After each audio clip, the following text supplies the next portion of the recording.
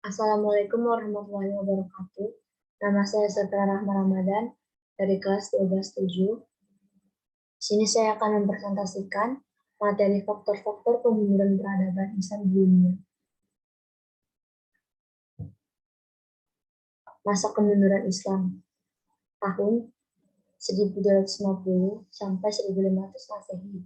Masa-masa kemajuan dunia Islam yang telah berjalan beberapa abad lamanya, serta pengaruh yang menyebar luas ke berbagai belahan dunia, akhirnya juga mengalami masa kemundurannya. Berbagai macam krisis yang sangat kompleks telah menerpa dunia Islam. Yang pertama, kemunduran Islam di Baghdad. Jatuhnya kota Baghdad pada tahun 1158 Masehi ke tangan bangsa Mongol merupakan awal kemunduran peradaban Islam dan berakhirnya Khalifah Abbasiyah. Karena Baghdad sebagai pusat kebudayaan dan peradaban Islam yang kaya dengan khazanah ilmu pengetahuan, pada saat itu mendapat serangan dari tentara Mongol yang menyembelih seluruh penduduk dan mengangkut kitab-kitab yang dikarang seorang ahli ilmu pengetahuan, lalu dihanyutkan ke dalam sungai Dajjal. Kedua, kemunduran Islam di Andalusia, Spanyol. Umayyah di Andalusia sedang mengalami krisis pemerintahan di mana kekuasaan Islam sudah banyak yang terlepas karena mengalami berbagai macam faktor seperti mendapat serangan dari kaum Kristen yang tidak rela tanah diduduki pendatang. Pada satu tahun kemenangan, masjid umat Islam diubah menjadi gereja-gereja dan kebudayaan yang tak ternilai harganya. Ketiga, kemunduran Islam di Mesir. Mesir, satu-satunya negara yang selamat dari ribuan tentara Mongol dan Timur Lain. Mereka tidak berhasil mengalahkan negara Mesir karena di sana terdapat dinasti Mamalik, yang pada saat itu dinasti ini mengalami perkembangan pesat dan dipimpin oleh Baybars, seorang pemimpin militer yang tangguh dan cerdas.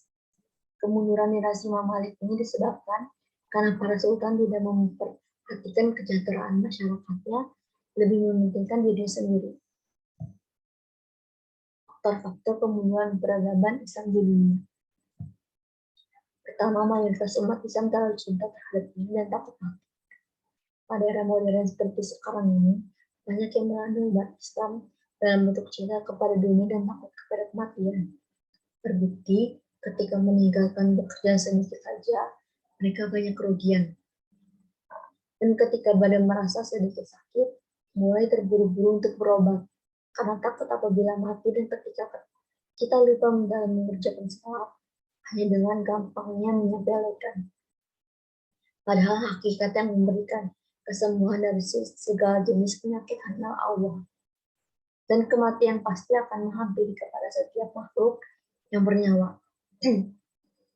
Bahkan kematian datangnya secara tiba-tiba atau mendadak.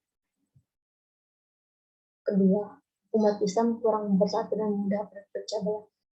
Umat Islam dalam menegakkan nilai ajaran Islam tidak boleh terpecah belah, termasuk dalam pengalaman terhadap nilai-nilai Islam yang bersifat khilafiyah, karena berbeda bagi umat Islam merupakan rahmat. Dan Allah tetap memerintahkan kepada umat Islam untuk bersatu.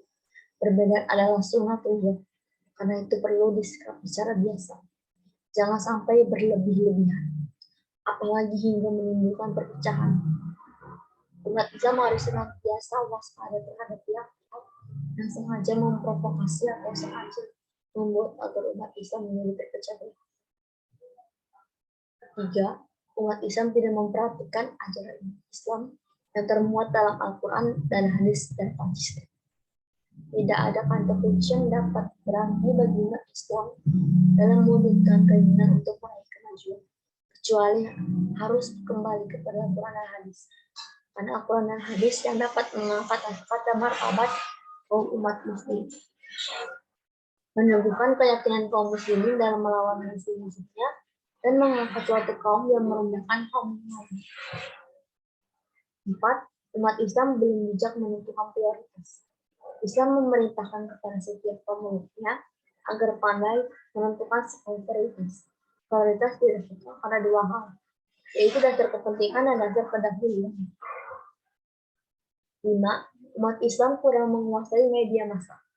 Untuk memiliki keterampilan menulis di media massa, di samping perlu perhatian secara terus-menerus, juga harus didukung dengan kegemaran membaca. Karena itu, umat Islam harus gemar membaca dan menulis, sehingga secara bertahap dapat menghiasi media massa dengan tulisan-tulisan yang selalu up-to-date dan selalu sesuai dengan dinamika zaman. Faktor-faktor penyebab kemunduran peradaban Islam di dunia. 1. Merebaknya budaya taklid buta atau sikap mengikuti pendapat seorang mujtahid dengan tanpa mengetahui sedikit pun dalil yang dijadikan hujah, padahal semua mujtahid besar melarang kepada umat Islam agar tidak bertaklid kecuali menjadi mereka yang muttabi. 2. Pembiasaan antara yang hak dan yang batil. Sesuatu yang hak bersumber dari Al-Quran, hadis, dan hasil ijtihad ulama, dan sedangkan sesuatu yang batil bersumber dari nafsu. 3. Terjadinya perhelatan yang kuat antara ilmu filsafat dengan ilmu tasawuf. Telah berkelebihan filsafat Islam yang bercorak sofistik Imam Al-Ghazali di timur dan filsafat Islam yang bercorak rasionalistis oleh Ibnu Rushd di dunia barat. Kemudian manfaat dari mempelajari faktor-faktor penyebab kemunduran peradaban Islam di dunia. Pertama, pentingnya menerapkan hidup sehat. Kedua, menegakkan secara disiplin terhadap amar ma'ruf nahi mungkar. Ketiga, menjadikan dunia sebagai fata morgana dalam kehidupan. Terima kasih. Kurang lebihnya mohon maaf. Wassalamualaikum warahmatullahi wabarakatuh.